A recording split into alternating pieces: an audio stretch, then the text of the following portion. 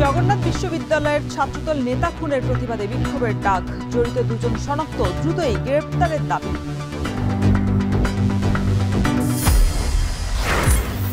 কেন্দ্রীয় শহীদ মিনারে এমপি ও শিক্ষকদের মহাসমাবেশের ডাক, বাড়ি ভাড়া বৃদ্ধি সহ ৩ দফা দাবিতে চলছে অনশন।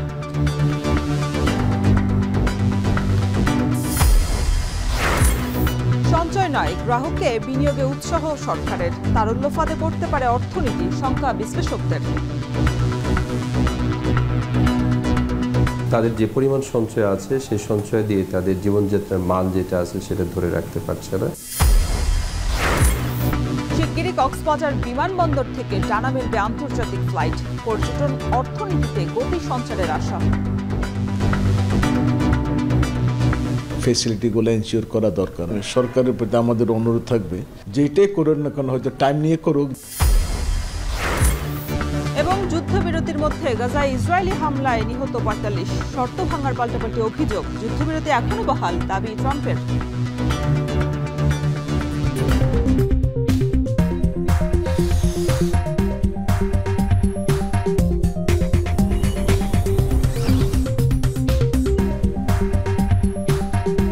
স্বাগত, এখন ঢাকায়, সঙ্গে আছি আমি শরীফ রওশন।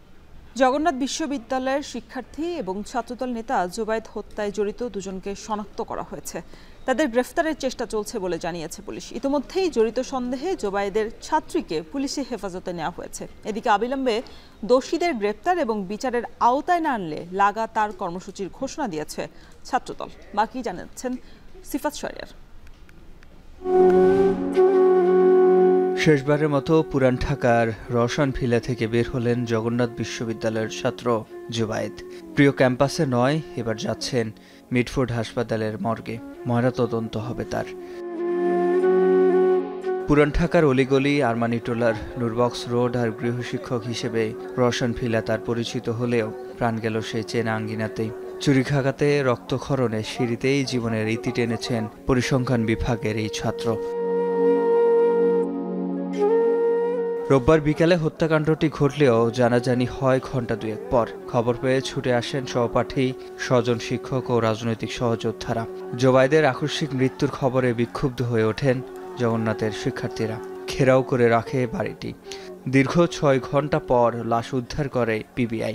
এ সময় আইনশৃঙ্খলার নাজুক অবস্থার কারণে ছাত্রদলের নেতাকর্মীরা বারবার হত্যার শিকার হচ্ছে বলে মন্তব্য করেছেন কেন্দ্রীয় ছাত্রদল সভাপতি। বংশাল থানার সাব ইন্সপেক্টর পলাশ আসার পরে সিঁড়ির সামনে একটা চাকু, এই চাইনিজ চাকু, সেটা হচ্ছে উদ্ধার করলো। সেটা উদ্ধার করার পরে আমরা ওনাকে নিয়ে যখন সিঁড়ি দিয়ে উঠলাম তখন আমি দেখলাম যে দেহটা উল্টো হয়ে পড়ে আছে। বাংলাদেশের আইন শৃঙ্খলা রক্ষাকারী বাহিনী যে নির্লিপ্ততা এবং দেশের আইন শৃঙ্খলা পরিস্থিতি ভেঙে পড়েছে, আমরা সেটা বারবারই বলেছি। অতীতেও দেখেছেন আমরা পারভেজকে হারিয়েছি, সাম্যকে হারিয়েছি। তো দেখা যাচ্ছে ছাত্রদলের নেতাকর্মীরা বারবার ভিকটিম হচ্ছে। তো এই দেশের আইন শৃঙ্খলা রক্ষাকারী বাহিনীর পরিস্থিতি এতটা নাজুক হবে এটি কিন্তু আমরা কখনোই প্রত্যাশা করিনি। সিসিটিভি দেখে হত্যাকাণ্ডে জড়িত দুইজনকে প্রাথমিকভাবে শনাক্ত করেছে পুলিশ। ঘটনায় জড়িত সন্দেহে জোবায়েদের ছাত্রীকে তখনই পুলিশ হেফাজতে নেওয়া হয়। এমন খবরে মধ্যরাত পর্যন্ত বংশাল থানার সামনে বিক্ষোভ করেন শিক্ষার্থীরা। সুষ্ঠু বিচারের দাবি জানান তারা। তার যে রুমমেট, তাদের সাথে কথা বলে যে এটা বুঝতে পারি যে সে বের হওয়ার আগে বারবার ফোন দিচ্ছিল যে আপনি কই, এক্সাক্ট লোকেশনটা কই। তিনি যখন কাছাকাছি চলে আসেন তো তখন আবার কল দিছে কই। তো তখন আমি জিনিসটা বুঝতে পারি যে আসলে এটা প্রি প্ল্যান ছিল। যে দুটো ছেলে হত্যাকাণ্ডের সাথে জড়িত, যাদেরকে সিসিটিভি ক্যামেরাতে দেখা গিয়েছে, তাদেরকে আগামী ২৪ ঘন্টার মধ্যে গ্রেফতার করে আইনের মাধ্যমে সর্বোচ্চ শাস্তি নিশ্চিত করা। জোবায়েদের বড় ভাই ইনায়েত সৈকত ভাই হত্যার সুষ্ঠু বিচার দাবি করেন। আমি কাকা হিসেবে দাবি, যারা আমার ভাই পাশ থেকে খুন করেছে সঠিক তদন্তের মাধ্যমে গ্রেপ্তার করে দৃষ্টান্ত শাস্তি দেওয়া হোক, যাতে ভবিষ্যতে এইভাবে আর কি নৃশংসভাবে খুন না হয়। আমাদের ফ্যামিলি মেম্বার হচ্ছে 6 জন। ফিজিক্যালি একজন ডেড হলেও আসলে মেন্টালি আমরা বাকি 5 জনও ডেড হয়ে গেছে আজকে থেকে। আমার বন্ধু, আমার ভাই, আমি জানি না বাকি জীবনে আমি কীভাবে বাঁচবো ওকে ছাড়া। এটা সরকারের নৈতিক দায়িত্ব এবং আইনগত দায়িত্ব দ্রুত খুনিদেরকে বের করে তাড়াতাড়ি ফাঁসির কাস্টে ঝোলানো। এখন পর্যন্ত মামলা হয়নি, আমরা কাজ করছি, তদন্ত করতেছি, দেখতেছি আসামি আইডেন্টিফাইড, আমরা অভিযান করতেছে। এদিকে প্রতিবাদে বিভিন্ন ক্যাম্পাসে বিক্ষোভ মিছিল করে ছাত্রদল। সিফাত শাহরিয়ার, এখন, ঢাকা। দর্শক, এ বিষয়ে আরো বিস্তারিত জানাতে বিশ্ববিদ্যালয় ক্যাম্পাস থেকে সরাসরি যুক্ত হয়েছেন সহকর্মী হোসেন জাহিদ এবং স্যার সলিমুল্লাহ মেডিকেল কলেজ হাসপাতাল থেকে যুক্ত হয়েছেন সহকর্মী আতিক মেজবা লগ্ন। তবে শুরুতেই জাহিদ, আপনার কাছে জানতে চাই, রাতভর উত্তেজনার পর এখন ক্যাম্পাসের পরিস্থিতি কেমন দেখছেন, আর যে দুজনকে শনাক্ত করা হয়েছে তাদেরকে দ্রুত সময়ে আটক করার জন্য পুলিশের পক্ষ থেকে কি বলা হচ্ছে? রওশন, আজ মূলত জগন্নাথ বিশ্ববিদ্যালয় দিবস পালন হওয়ার কথা ছিল, সেটি পিছিয়ে 22 তারিখ করা হয়েছে। তবে সে 22 তারিখেও মূলত উৎসব নয়, সেখানে একটি নিরানন্দ একটি উৎসব পালন করা হবে। সেখানে শোকের ছায়া সেটিও সেখানে প্রতিধ্বনিত হবে, সেখানে দেখা যাবে। কেননা বিশ্ববিদ্যালয় ইতিমধ্যে অবগত হয়েছেন তাদেরই এক শিক্ষার্থী, যিনি 2019-20 সেশনের শিক্ষার্থী জোবায়েদ, তিনি কালকে প্রাণ হারিয়েছেন এবং তার এই স্মৃতির প্রতি শ্রদ্ধা জানিয়ে মূলত বিশ্ববিদ্যালয় দিবসটি মূলত রূপ নিয়েছে একটি বিষাদের গল্পে। এবং ঘণ্টাখানেক পরেই এই ক্যাম্পাসে শেষবারের মতো জোবায়েদ আসবে, তবে সেটি শেষবারের মতোই আসবে। যেই ক্যাম্পাসে মূলত জোবায়েদের পদচারণা ছিল, প্রাণচঞ্চল ভরপুর ছিল এবং জোবায়েদের মতো অনেকগুলোই পরিচয়। সে একই সঙ্গে তার জেলা কমিটি, যে সকল ছাত্র কল্যাণ কমিটি ছিল সেখানে দায়িত্বে ছিলেন, একই সঙ্গে বিশ্ববিদ্যালয়ের যে ছাত্র দলের রাজনৈতিক যে শাখার যে কমিটি রয়েছে সেখানেও সে দায়িত্বশীল জায়গায় ছিলেন।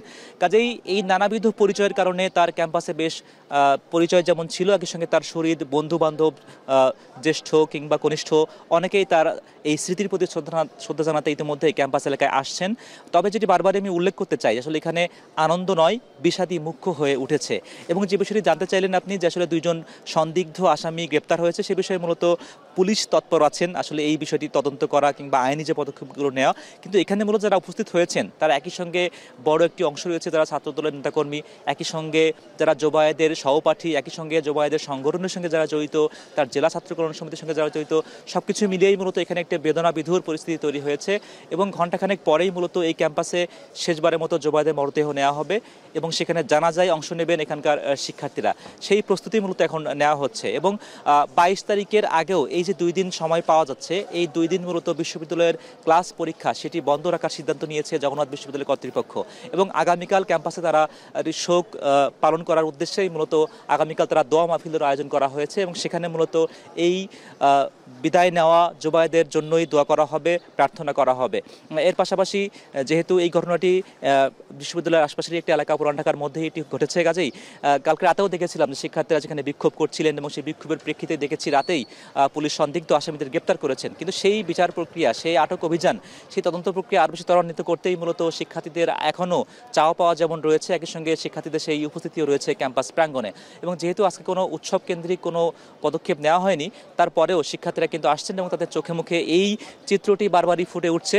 তাদের একজন সহপাঠী, তাদের একজন বন্ধু, তাদেরকে হারিয়ে তারা শোকাহত এবং উৎসব নয়, বিষাদী জগন্নাথ বিশ্ববিদ্যালয়ের আজকের দিনের চিত্র। রওশন, চেষ্টা করব জানাজা পরবর্তী আরও খবর জানাতে। আপাতত এই ছিল আমার কাছে সর্বশেষ। দর্শক, এই মুহূর্তে স্যার সলিমুল্লাহ মেডিকেল কলেজ হাসপাতালে নিহত জোবায়েদের মরদেহের ময়না তদন্ত চলছে। সেই বিস্তারিত জানতে আমাদের সাথে যুক্ত হয়েছেন আতিক মেজবা লগ্ন। জানাবেন যে মরদেহের ময়না তদন্ত নিয়ে নতুন কোনো তথ্য চিকিৎসকের পক্ষ থেকে জানানো হয়েছে কিনা?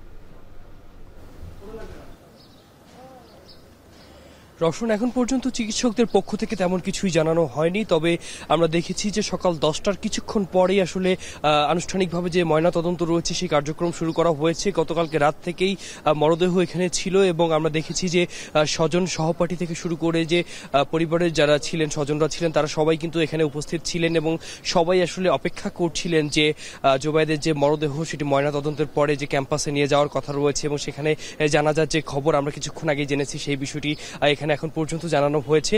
তবে আমরা সহপাঠীদের সাথে কথা বলেছি, তারা আসলে বেশ কিছু বিষয় নিয়ে বলেছে। আমরা এখানে যে মর্গে রয়েছি, এখানে আসলে ফ্রিজিং ব্যবস্থা নিয়ে তারা প্রশ্ন তুলেছে। অর্থাৎ গতকালকে বিকেল 5টার দিকে ঘটনা ঘটলো, এখন পর্যন্ত প্রায় অনেকগুলো ঘন্টা পেরিয়ে গেছে এবং এই সময়টাতে আসলে লাশ যখন গতকালকে রাতে নিয়ে আসা হয়েছে আনুমানিক রাত 12টার দিকে, এবং এই যে 10 থেকে 11 ঘন্টা এই সময়টাতে কিন্তু লাশের ফ্রিজিং নিয়ে অনেকেই প্রশ্ন তুলেছেন, বলেছেন যে এখানে যে ফ্রিজিং ব্যবস্থা সেটি আসলে সাময়িকভাবে আসলে ঠিকঠাক মতো কাজ করছে না, এই জন্য লাশের পচনের যে গন্ধের বিষয়টি সেই বিষয়টিও বলেও তারা বলেছেন। তবে এরপরেও আমরা জেনেছি যে তারপরেও আসলে যে ময়নাতদন্তের বিষয় সেটি আসলে এখানে কার্যক্রম আনুষ্ঠানিকভাবে চলছে।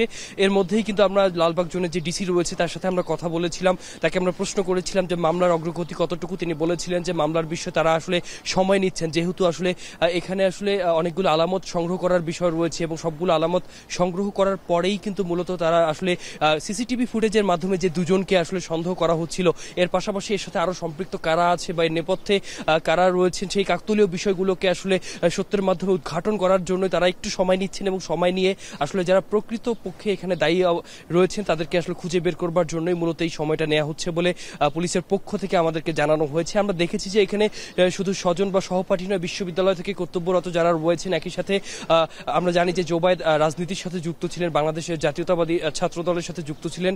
সেখানকার যারা সদস্যরা রয়েছেন, যারা নেতা কর্মীরা রয়েছেন তারাও এখানে ভিড় করেছেন। একই সাথে আমরা জানি যে জোবায়েদ স্থানীয় যে জেলা কল্যাণ রয়েছে, কুমিল্লার জেলা কল্যাণ এবং জেলা কল্যাণের যারা স্বজনরা রয়েছেন, সহপাঠীরা রয়েছেন, তারাও কিন্তু এখানে ভিড় করেছেন এবং তারা সবাই মিলে অপেক্ষা করছেন, অধীর আগ্রহে অপেক্ষা করছেন কখন আসলে সেই ময়নাতদন্ত হবে এবং ময়নাতদন্তের পরেই কিন্তু আসলে তার লাশকে নিয়ে যাওয়া হবে। তো এখনো ময়নাতদন্ত চলছে, হয়তো বা কিছুক্ষণের মধ্যে শেষ হবে বলে আমরা জানতে পেরেছি। তো রওশন, এই ছিল এখান থেকে সর্বশেষ। ছাত্রদল নেতা জোবায়েদের হত্যার সবশেষ পরিস্থিতি জানাতে আমাদের সাথে যুক্ত ছিলেন দুই সহকর্মী আতিক মেজবা লগ্ন এবং হোসেন জাহিদ।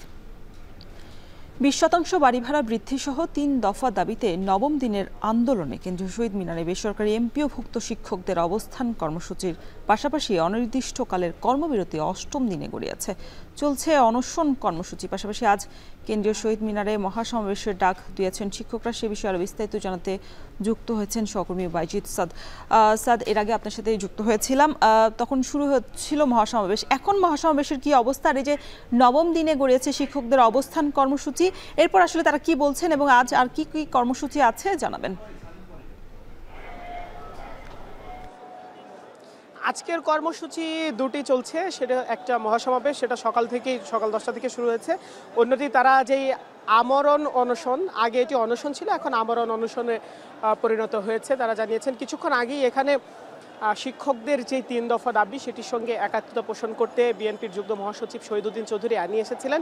তিনি জানিয়েছেন বিএনপি আসলে শিক্ষকদের যেই 3 দফা দাবি রয়েছে সেটির সঙ্গে একমত এবং তারা একাত্মতা পোষণ করেছে এবং তিনি বলেছেন যে শিক্ষকরা আসলে যেই 5% মেনে নেওয়ার যে বিষয়টি হয়েছে, অর্থাৎ সরকার যেটি শিক্ষা মন্ত্রণালয় থেকে অর্থ বিভাগে যেই চিঠিটি দিয়েছে এবং সেটির প্রেক্ষিতে 5% এবং সর্বনিম্ন 2000 টাকার যে প্রস্তাবটি দেওয়া হয়েছে, বিএনপির পক্ষ থেকে এটি শহীদুদ্দিন চৌধুরী আনি বলেছেন যে এটি আসলে পর্যাপ্ত নয় এবং এটি যাতে বিশেষ বিবেচনা করা হয় সেই আহ্বান কিন্তু সরকারকে জানিয়েছেন। পাশাপাশি তিনি বলেছেন বিএনপি যদি ক্ষমতায় আসে সেক্ষেত্রে শিক্ষকদের এভাবে রাজপথে নামতে হবে না, তাদের সমস্ত দাবি মেনে নেওয়া হবে এবং শিক্ষার আধুনিকায়ন সহ শিক্ষকদের এই যেই লাগাতার কর্মসূচি সেটির বদলে তাদেরকে কিন্তু জাতীয়করণ করা হবে। অর্থাৎ বেসরকারি শিক্ষকরা যে 3টি দাবি নিয়ে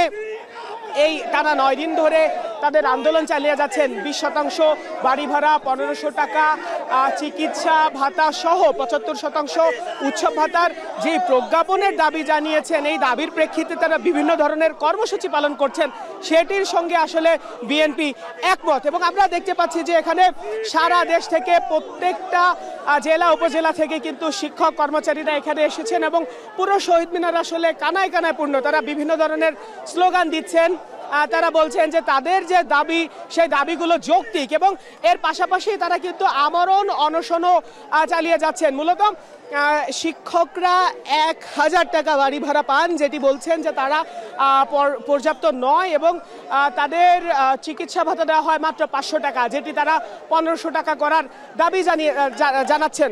আমরা দেখেছি এই শহীদ মিনারে 9 দিনের যে আন্দোলন এবং পাশাপাশি সারা দেশে 30,000-এরও বেশি শিক্ষা প্রতিষ্ঠান বন্ধ রেখে যে কর্মবিরতি শিক্ষকদের চলছে, সেটির সাথে বিভিন্ন রাজনৈতিক দল একাত্মতা পোষণ করেছে। 9 দিনের মাথায় এসে বিএনপি একাত্মতা পোষণ করলো, জামাত এসেছে, এনসিপি এসেছে, ইসলামী আন্দোলন, খেলাফত মজলিস, এবি পার্টি সব বিভিন্ন রাজনৈতিক দল এখানে এসেছে এবং এসে একাত্মতা পোষণ করেছে। তারা জামাত যেই আহ্বানটি জানিয়েছেন যে শিক্ষকদের আগামী নির্বাচনে তাদের গুরুত্ব রয়েছে, যেহেতু তারা প্রিজাইডিং অফিসার, সহকারী প্রিজাইডিং থাকবেন, সেক্ষেত্রে তাদের দাবি মেনে নেওয়ার আহ্বান জানিয়েছে। এবং আজকে বিএনপি কিন্তু একই কথা বলল। অন্যদিকে শিক্ষকরা বলছে যদি তাদের দাবি মেনে নেওয়া হয় তাহলে তারা তাদের কর্মক্ষেত্রে যাবেন না, পাঠদান করবেন এবং পাশাপাশি আগামীতে যেসব পরীক্ষা রয়েছে এবং নির্বাচনেও তারা দায়িত্ব পালন করবেন না, সেই বিষয়টি কিন্তু তারা জানাচ্ছেন। এবং মহাসমাবেশ আসলে এই মুহূর্তে এখানে চলছে, শিক্ষকরা বিভিন্ন স্লোগান দিচ্ছেন, তাদের দাবির কথা জানান দিচ্ছেন। এই ছিল আমার কাছে এমপিওভুক্ত শিক্ষকদের মহাসমাবেশের সবশেষ খবর জানাতে কেন্দ্রীয় শহীদ মিনার থেকে যুক্ত ছিলেন সহকর্মী বাইজিদ সাদ। ত্রয়োদশ জাতীয় সংসদ নির্বাচন উপলক্ষে ইসির সাথে আইনশৃঙ্খলা বিষয়ে মতবিনিময় এবং প্রাক প্রস্তুতিমূলক সভা যোগ দিতে আইনশৃঙ্খলা সংশ্লিষ্ট বিভিন্ন বাহিনী মন্ত্রণালয়ের প্রতিনিধিরা উপস্থিত হয়েছেন। এ বিষয়ে বিস্তারিত জানাতে যোগ দিচ্ছেন সহকর্মী মিয়া আমিরুল। আমিরুল, বৈঠকের কি বিষয় নিয়ে এই সভায় আলোচনা হচ্ছে, বিস্তারিত জানাবেন।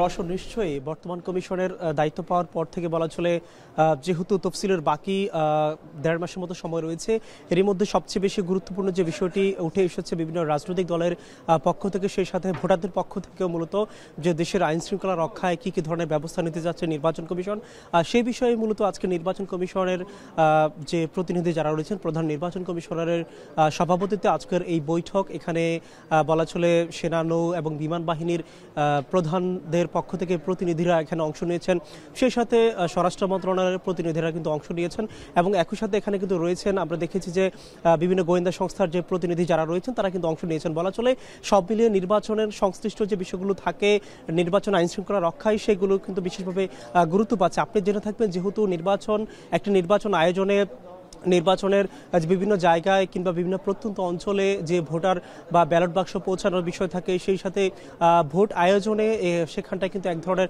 চ্যালেঞ্জ থেকে থাকে। সেই ক্ষেত্রে আইন শৃঙ্খলা রক্ষাকারী বাহিনীর কী ধরনের ভূমিকা থাকতে পারে, তারা কতটুকু কি অবদান রাখতে পারে, সেই বিষয়গুলো কিন্তু বিশেষভাবে গুরুত্ব পাচ্ছে। এবং বর্তমান সময়ে আপনি জেনে থাকবেন যেহেতু এআই প্রযুক্তির যে একটি অপব্যবহার হচ্ছে, ইতিমধ্যে আমরা দেখেছিলাম সামাজিক যোগাযোগ মাধ্যম থেকে শুরু করে সব মাধ্যমেই কিন্তু এআই প্রযুক্তি দিয়ে একটি শঙ্কার কথা উঠে এসেছে। কমিশনের পক্ষ থেকে কিন্তু এর আগে একটি কমিটি করা হয়েছে, সেই বিষয়টি গুরুত্ব পাচ্ছে। সেই সাথে যেহেতু নির্বাচন ঘিরে একটি আইন শৃঙ্খলা রক্ষায় অন্যতম থাকে বিভিন্ন ধরনের বিষয়, সব মিলে বলা চলে আজকের এই সভা থেকে তফসিলের আগে সবকিছু চূড়ান্ত করতে নির্বাচন কমিশন বেশ কিছু বিষয়ে আলোচনা করবে। সরাসরি এই ছিল আমার কাছে এখনকার সর্বশেষ।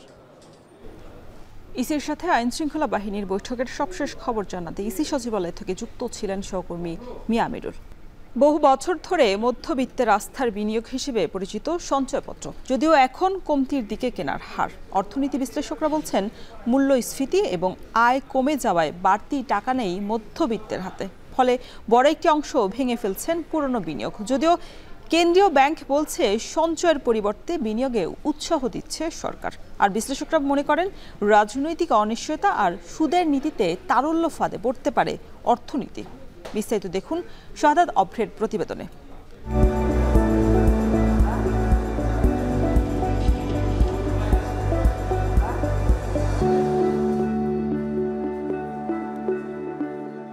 সঞ্চয়পত্র বহু বছর ধরে দেশের মধ্যবিত্তের বিনিয়োগের আস্থার জায়গা হয়ে উঠেছে, কিন্তু বর্তমানে সঞ্চয়পত্র ক্রয়ের চেয়ে বিক্রির হারই বেশি।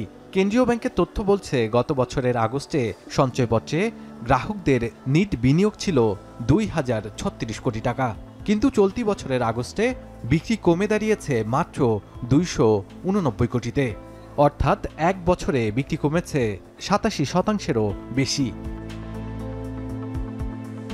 অন্যদিকে যারাও সঞ্চয়পত্র কিনছেন তারাও ব্যাংকিং খাতে টাকা রাখতে ঝুঁকি মনে করছেন বলেই সঞ্চয়পত্র ক্রয়ে আগ্রহী হয়েছেন। ডাক বিভাগে সঞ্চয়পত্র কিনতে এসেছে প্রবাসী শামীম এবং তার স্ত্রী, জানালেন তাদের শঙ্কার কথা। দেশের অর্থনৈতিক অবস্থা আরো খারাপ হচ্ছে, ব্যাংকে আমার রিস্ক মনে হচ্ছে, সেজন্য আমি সঞ্চয়পত্রতে জিপিওতে টাকা রাখার চিন্তা ভাবনা করলাম। ব্যাংক থেকে সেফ মনে হচ্ছে এই কারণে, কারণ ওগুলো তো কোনো গ্যারান্টি নেই।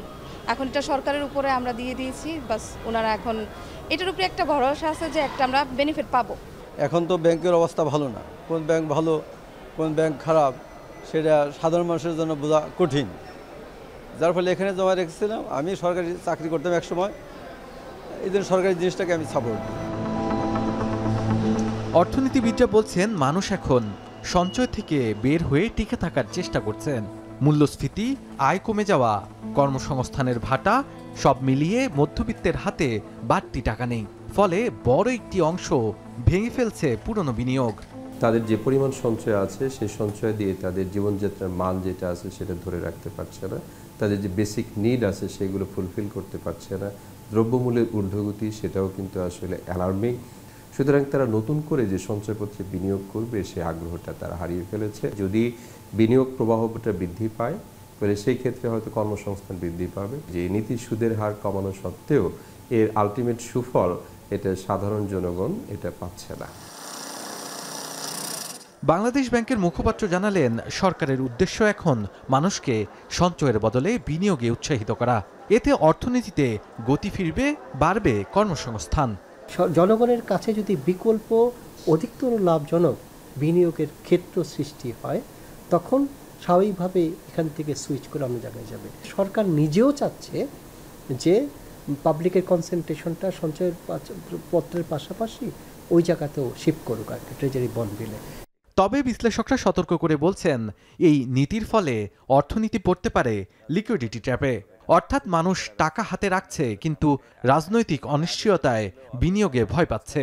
ব্যালেন্স করে বা ভারসাম্য করে এখন সুদের হার আবার কমায় দিচ্ছে। এই কারণে না দিলে মানুষের কস্ট অফ ফান্ড, যদি বিদ্যুৎ, জ্বালানি, গ্যাস সমস্ত কিছুর দাম বেশি, 15% যদি আমাকে ব্যাংকেরই সুদ দিতে হয় তাহলে তাকে ব্যবসা করে সার্ভাইভ করা কঠিন। যার জন্য এটা কমায় আনার চেষ্টা করতেছে। যত মেকানিজম করুক না কেন বড় ব্যবসায়ীরা নির্বাচন বন্ধ অপেক্ষা করবে। সঞ্চয়পত্র বিক্রি কমে যাওয়ায় সরকারের বিকল্প অর্থায়ন এখন নির্ভর করছে ব্যাংকের ঋণের উপর। ফলে বাণিজ্যিক ব্যাংক খাতেও তৈরি হয়েছে চাপ। 2024-25 অর্থ বছরে সরকারি ব্যাংক খাত থেকে ঋণ নেওয়া কমে দাঁড়িয়েছে 72,372 কোটি টাকায়। তবে বাণিজ্যিক ব্যাংক থেকে ঋণ নেওয়া বেড়েছে 1,36,000 কোটি টাকারও বেশি। আইএমএফের শর্ত বাস্তবায়ন করতে গিয়ে সঞ্চয়পত্র বিক্রি করতে লাগাম টানা হয়েছে। এর সঙ্গে যুক্ত হয়েছে সুদ হার কমানো। বিশেষজ্ঞরা বলছেন, অবসরপ্রাপ্ত সরকারি কর্মচারীরা পড়ছে বিপাকে। কারণ সংসারের বড় অংশের ব্যয় তারা চালাতেন সঞ্চয়পত্রের মুনাফা দিয়ে। এখন সেটিও কমে গেলে বাড়বে অনিশ্চয়তা।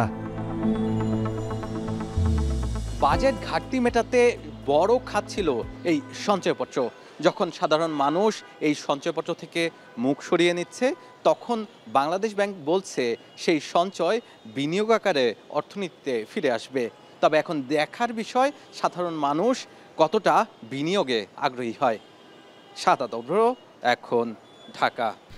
হযরত শাহজালাল আন্তর্জাতিক বিমানবন্দরের কার্গো ভিলেজে আগুন লাগার ঘটনার প্রায় 48 ঘন্টা পর অপেক্ষায় সিএনডিএফ এজেন্ট এবং আমদানিকারকরা। এখনও শুরু হয়নি পণ্য খালাসের কার্যক্রম। সে বিষয়ে আরও বিস্তারিত জানাতে আমাদের সাথে যুক্ত হয়েছেন সহকর্মী আরিফ হোসেন। আরিফ, পণ্য খালাস শুরু না হওয়া নিয়ে বিমান কর্তৃপক্ষ কি বলছে, আর আমদানিকারকরা কতক্ষণ অপেক্ষা করবেন? তাদের সাথে কোনো কথা হয়েছে কিনা এই বিষয়ে? এই মুহূর্তে বিমানবন্দরের 9 নম্বর গেটে রয়েছি। এখানে থেকে পণ্য খালাস হওয়ার সম্ভাবনা রয়েছে। অর্থাৎ কাস্টমস কর্তৃপক্ষ একটি চিঠি দিয়েছেন, যে চিঠির মাধ্যমে জানিয়েছেন 48 ঘন্টা ইতিমধ্যেই প্রায় অতিবাহিত হয়ে গেছে এই অগ্নি দুর্ঘটনার পরে। এখানে সিএনডিএফ এজেন্ট এবং যারা এক্সপোর্টার এবং ইম্পোর্টার রয়েছেন তারা এখানে এসে জড়ো হয়েছেন। কি পরিমাণ পণ্য এখন পর্যন্ত পুড়ে গিয়েছে সে বিষয়টি কিন্তু তারা জানেন না, যদিও তারা তাদের যেই প্রসিডিউর রয়েছে অর্থাৎ একটি পণ্য খালাসে সেই প্রসিডিউর কমপ্লিট করে 9 নম্বর গেটের সামনে আমরা দেখেছি বেশ কয়েকজন দাঁড়িয়ে রয়েছেন। তারা এখানে পণ্য নেয়ার জন্য রয়েছেন। তার মধ্যে কিছু রয়েছে ফেব্রিক্স, এছাড়া গেজেট আইটেম যেগুলো চায়নার থেকে আসে, ফিলিপাইন্স থেকে আসে, এছাড়া পার্শ্ববর্তী দেশ থেকে দ্রুত যেই পণ্যগুলো এয়ারে করে চলে আসে সেই পণ্য নেয়ার জন্য তারা অপেক্ষা করছেন। তবে এখন পর্যন্ত কাস্টমস কর্তৃপক্ষের সাথে আমরা কথা বলেছিলাম, তারা বলছেন তাদের সম্পূর্ণ প্রসিডিউর শেষ হয়নি, অর্থাৎ কার কি পরিমাণ পণ্য নষ্ট হয়েছে, পুড়ে গিয়েছে সে বিষয়টি কিন্তু এখন পর্যন্ত নির্ধারণ করা সম্ভব হয়নি। এছাড়া আমরা কথা বলেছিলাম এখানকার কর্তৃপক্ষের সাথে, তারা বলছেন যে কখন নাগাদ এটি শুরু হবে সে বিষয়টি এখন পর্যন্ত নিশ্চিত নয়। যদিও এখন পর্যন্ত চিঠি দিয়ে কাস্টমস কর্তৃপক্ষ জানিয়েছে যে 12:30টার মধ্যে এই যে পণ্য সেই খালাস করার একটি কথা ছিল। তবে এখন পর্যন্ত আমরা যেটি দেখেছি যে 12:30টার অতিক্রম করে গিয়েছে, অর্থাৎ এখন এখন পর্যন্ত পণ্য খালাস শুরু হয়নি। আমরা সিএনডিএফ এজেন্টের সাথে কথা বলছিলাম, তারা কোনো ধরনের কোনো তথ্য ইনফরমেশন কিছুই পাননি। এছাড়া যারা আমদানি করেছেন বিশ্বের বিভিন্ন দেশ থেকে পণ্য এই হযরত শাহজালাল আন্তর্জাতিক এয়ারপোর্ট থেকে, সেই পণ্যগুলো এখন কী অবস্থার মধ্যে আছে সেটি জানেন না। যদিও আপনারা নিশ্চয়ই জানেন যে শনিবার দুপুর 2টার পরে অগ্নিকাণ্ডের ঘটনা ঘটে কুরিয়ার সার্ভিসের যে গেটটিতে 8 নম্বর গেটটিতে।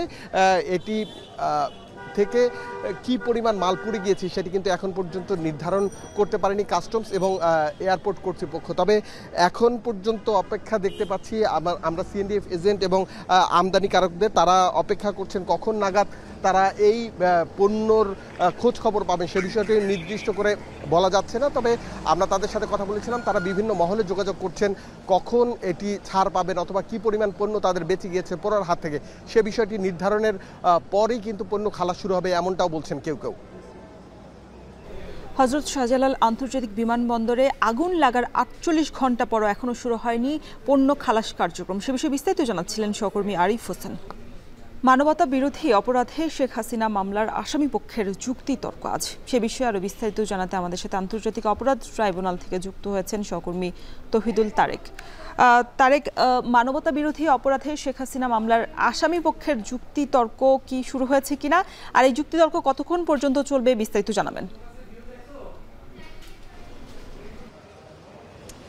রওশন, প্রথম প্রশ্নের উত্তরটি দিয়ে শুরু করি যে আজকে যে যুক্তিতর্ক শুরু হওয়ার কথা আসামি পক্ষের, সেটা ইতোমধ্যে শুরু হয়েছে এবং সেই যুক্তিতর্ক চলছে এবং বলা যেতে পারে সেই যুক্তিতর্ক বেশ জমে উঠেছে। আমি যেটা প্রত্যক্ষ করেছি এজলাসের ভেতরে, সেখানে কিন্তু আসামি পক্ষের যিনি আইনজীবী রয়েছেন মোহাম্মদ আমিরুল ইসলাম, উনি কিন্তু ওনার পয়েন্ট অফ ভিউ থেকে এই যুক্তিতর্ক শুরু করেন, কিন্তু এর মধ্যেই কিন্তু বিচারকদের পক্ষ থেকে কিন্তু বেশ কিছু প্রশ্ন জানতে চাওয়া হচ্ছে এবং যুক্তি খণ্ডনও কিন্তু করা হচ্ছে বেশ কিছু বিষয়।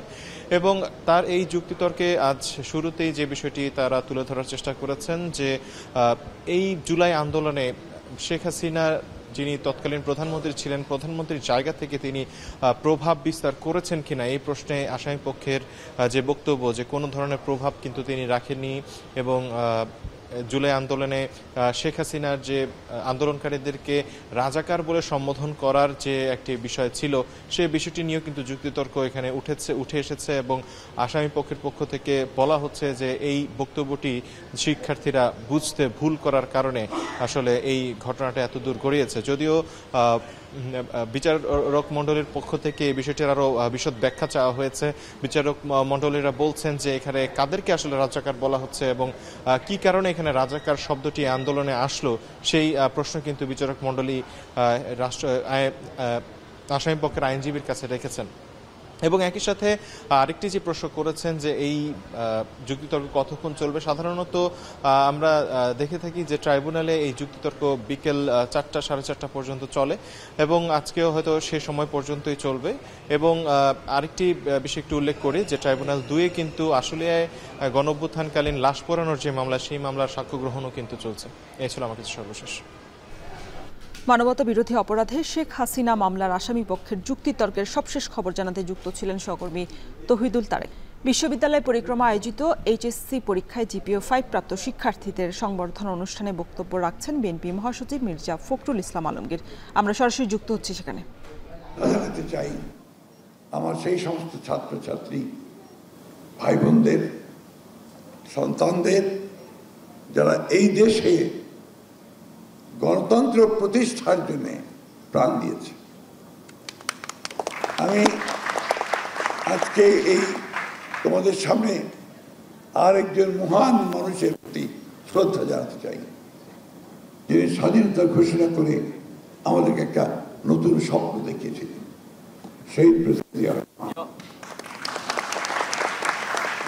বাংলাদেশের অভ্যুদয়ের পরে ওই তখন থেকেই শুরু করে যে কজন রাজনীতিতে মানুষ বিচরণ করেছেন, খুব অল্প সময় 3.5-4 বছরের মধ্যে এই মানুষটি আমাদের দেশের চেহারা পাল্টে দিয়েছিল। শুধু নয়, নতুন একটা পথে এগিয়ে যাওয়ার স্বপ্ন দেখিয়েছিল। আজকে যে গার্মেন্টস যে উন্নয়ন তোমরা দেখছ, আজকে যে বিদেশে যারা যাচ্ছেন শ্রমিক হয়ে, যে রেমিটেন্স আসছে, আজকে যে কৃষির উন্নয়ন তোমরা দেখছ, সব কিছুর শুরু কিন্তু ওই মানুষটির হাত দিয়ে। এই জন্যই আমরা বলি যে সবাই সব কিছু পারে না, সবাই সব কিছু দিতেও পারে না। আর পুরো জীবনটার মধ্যে 3.5 বছরের মধ্যেই এই বাংলাদেশকে কিন্তু একটা পথ নির্দেশ দিয়ে গিয়েছিলেন। আমি আজকে এই কথা এই জন্য বললাম, আমি সুযোগটা নিলাম, এখানে আজকে সব তো একেবারেই তরুণ, যারা একেবারে এসএসসি পাস করে এখন কলেজে যাবে, আরেকটা নতুন জীবনে যাবে। তোমাদের সামনে এখন বিশাল পৃথিবী, তোমাদের সামনে এখন একটা সম্ভাবনাময় স্বপ্নকে বাস্তবিত করবার একটা সুযোগ, যেটা ডক্টর সবুর খান বলছিলেন। আমি এই ভদ্রকে খুব সম্মান করে শ্রদ্ধা করি যে তিনি নিজের চেষ্টায়, নিজের মেধা দিয়ে, অধ্যবসায় দিয়ে তিনি একটা অত্যন্ত সুন্দর প্রতিষ্ঠান গড়ে তুলেছেন, যেখানে আজকে অনেক মেধাবী ছাত্রছাত্রীরা কাজ করে। এবং এইচএসসিতে জিপিএ 5 প্রাপ্ত শিক্ষার্থীদের সংবর্ধনা অনুষ্ঠানে কথা বলছেন বিএনপির মহাসচিব মির্জা ফখরুল ইসলাম আলমগীর। আমরা সরাসরি যুক্ত ছিলাম সেখানে। এবার আন্তর্জাতিক। গাজায় যুদ্ধবিরতি লঙ্ঘন করে রোববার চালানো ইসরায়েলের সবচেয়ে ভয়াবহ বিমান হামলায় অন্তত 45 ফিলিস্তিনি নিহত হয়েছেন। এতে নিহত হয়েছেন ইয়াহিয়া আল মাবহু নামে কাসেম ব্রিগেডের কমান্ডারও। ফলে যুদ্ধবিরতির ইসরায়েলি বাহিনীর হামলায় নিহত হয়েছে মোট 97 ফিলিস্তিনি। এ নিয়ে 10 অক্টোবর থেকে ইসরায়েল 80 বার যুদ্ধবিরতি লঙ্ঘন করেছে বলে জানিয়েছে গাজা কর্তৃপক্ষ। অন্যদিকে হামাসের বিরুদ্ধে যুদ্ধবিরতির শর্ত ভাঙার পাল্টা অভিযোগ তুলেছে ইসরায়েলও। এত কিছুর পরও যুদ্ধবিরতি ভেস্তে যায়নি বলে নিশ্চিত করেছেন মার্কিন প্রেসিডেন্ট ডোনাল্ড ট্রাম্প। তৌহিদুর রহমানের প্রতিবেদন। যুদ্ধবিরতি লঙ্ঘন করে রোববার গাজায় চালানো ইসরায়েলি বিমান হামলার ভয়াবহ দৃশ্য এটি। গাজা সিটি ও উত্তরাঞ্চলে বর্বর এই হামলা চালিয়ে একদিনেই শিশুসহ অন্তত 45 ফিলিস্তিনিকে হত্যা করেছে নেতানিয়াহু বাহিনী। এতে যুদ্ধবিরতির মধ্যেও মানুষের আর্তনাদে ভারী হয়ে ওঠে ফিলিস্তিনের অবরুদ্ধ ভূখণ্ডটি। এদিন ইয়াহিয়া আল মাবু নামে হামাসের কাসেম ব্রিগেডের এক কমান্ডার নিহত হয়েছে বলে নিশ্চিত করেছে গোষ্ঠীটি। হামলায় আন্তর্জাতিক একটি গণমাধ্যমের সম্প্রচার সরঞ্জামও ক্ষতিগ্রস্ত হয়েছে। 10 অক্টোবর থেকে প্রায় 100 ফিলিস্তিনিকে হত্যা করে যুদ্ধবিরতি প্রচেষ্টা কলঙ্কিত করেছে ইসরায়েলি বাহিনী। এমনকি গেল 10 দিনে তেল আবিব অন্তত 80 বার যুদ্ধবিরতির শর্ত লঙ্ঘন করেছে বলেও দাবি গাজা কর্তৃপক্ষের। এতে মধ্যস্থতাকারীদের উপর ক্ষোভ ঝেড়েছেন সাধারণ ফিলিস্তিনিরা। وين الاتفاق؟ وين ترامب؟ وين الضامنين للاتفاق الهزيل؟ احنا شركة BNB، شركة فلسطين للإنتاج الإعلامي، بالستاين ميديا برودكشن، شركة بتقدم خدمات لقنوات دولية، لقنوات عالمية। এদিকে হামাসের বিরুদ্ধে যুদ্ধবিরতি শর্ত ভাঙার পাল্টা অভিযোগ তুলেছে ইসরায়েলও। আইডিএফ বলছে রোববার সকালে রাফায় হামাসের হামলায় তাদের 2 সেনা নিহতের জেরে বিমান হামলা চালিয়েছে তারা। তবে ইসরায়েলের সিরিজ হামলার পর যুদ্ধবিরতি বহাল আছে বলেও জানিয়েছে ইসরায়েলি প্রতিরক্ষা বাহিনী, আইডিএফ এবং মার্কিন president Donald Trump. Quite rambunctious. They've been doing some shooting, and we think maybe the leadership isn't involved in that. You know, some rebels within, but either way, it's going to be handled properly. It's going to be handled toughly, but properly. তবে রাফায় Israeli বাহিনীর উপর চালানো হামলা সম্পর্কে অবগত নয় বলে জানিয়েছে হামাস। এদিকে 28টির মধ্যে 12 জিম্মির মরদেহ ফেরত দিয়েছে গাজার স্বাধীনতাকামী গোষ্ঠীটি। বিপরীতে 150 ফিলিস্তিনের মরদেহ গাজায় ফেরত পাঠিয়েছে তেল আবিব। তৌহিদুর রহমান, এখন বিশ্ব। এবার জানাবো খেলার খবর। ফিফা অনূর্ধ্ব 20 বিশ্বকাপে আর্জেন্টিনাকে 2-0 গোলে হারিয়ে শিরোপা জিতল মরক্কো। বয়সভিত্তিক পর্যায়ে এই প্রথম বিশ্বকাপের শিরোপা ঘরে তুলল আফ্রিকার এই দেশটি। চিলির জাতীয় স্টেডিয়াম জুলিও মার্টিনেজ প্রাদানোসে এই দিন প্রথমার্ধেই 2 গোলে এগিয়ে যায় মরক্কো। ম্যাচের 12 এবং 29 মিনিটে জোড়া গোলও করেন পর্তুগালের লিগে খেলা ইয়াসির জাবিরি। বিরতির পর ফিরে চেষ্টা চালালেও গোল শোধ করতে ব্যর্থ হয় আর্জেন্টিনার তরুণ ফুটবলাররা। যদিও পুরো ম্যাচে বল দখল থেকে শুরু করে ম্যাচের নিয়ন্ত্রণ সব দিক থেকে এগিয়ে ছিল আলবিসেলেস্তারা। এই হারের মাধ্যমে বয়সভিত্তিক এই আসরটিতে সপ্তমবারের মতো শিরোপা জয়ের স্বপ্ন থেকে বঞ্চিত হলো আর্জেন্টিনা ফুটবল দল।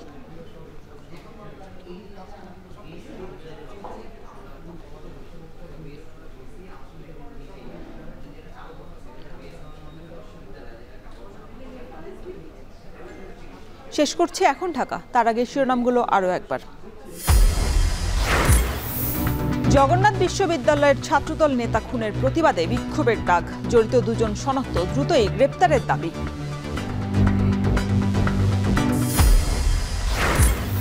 কেন্দ্রীয় শহীদ মিনারে এমপি ও শিক্ষকদের মহাসমাবেশের ডাক, বাড়ি ভাড়া বৃদ্ধি সহ 3 দফা দাবিতে চলছে অনশন।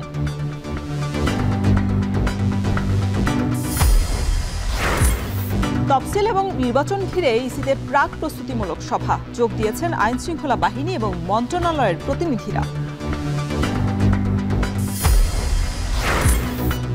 সঞ্চয় নয়, গ্রাহককে বিনিয়োগে উৎসাহ সরকারের, তারল্য ফাঁদে পড়তে পারে অর্থনীতি, শঙ্কা বিশ্লেষকদের। তাদের যে পরিমাণ সঞ্চয় আছে সেই সঞ্চয় দিয়ে তাদের জীবনযাত্রার মান যেটা আছে সেটা ধরে রাখতে পারছে না। এবং যুদ্ধবিরতির মধ্যে গাজায় ইসরায়েলি হামলায় নিহত 45, শর্ত ভাঙার পাল্টাপাল্টি অভিযোগ, যুদ্ধবিরতি এখনো বহাল, দাবি ট্রাম্পের।